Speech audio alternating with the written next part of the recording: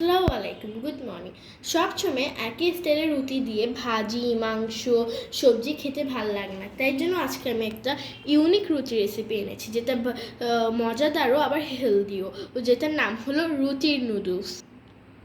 এর জন্য আমাদের যা যা লাগবে, এখানে আমি 2টা রুটি নিয়েছি, রুটিটাকে চিকন করে কেটে নিয়েছি।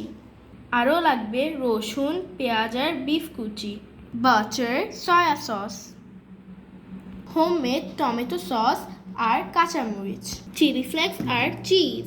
ফার্স্টে সামান্য বাটার লাগবে। এরপর এখানে রসুন কুচি আর পেঁয়াজ কুচিটা দিয়ে দিব। এখন রসুন আর পেঁয়াজটাকে ভেজে নিতে হবে।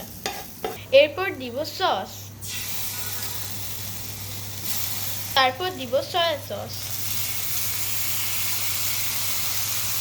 এরপর এটার মধ্যে কাঁচামরিচ দিয়ে কতক্ষণ ভাজতে হবে। তারপর দিব চিজ। এরপর দিব রুটি। আমি এখানে অরিগানো আর মেয়োনিজের কথা বলতে ভুলে গিয়েছি, ওইগুলোও অ্যাড করতে হবে। এরপর দিব বিফ, অ্যাট লাস্ট দিব চিলি ফ্লেক্স। কিছুক্ষণ নাড়িয়ে চুলা বন্ধ করে দিতে হবে। ব্যাস হয়ে গেল আমাদের রুটি নুডলস। একবার ট্রাই করে দেখতে পারেন কিন্তু।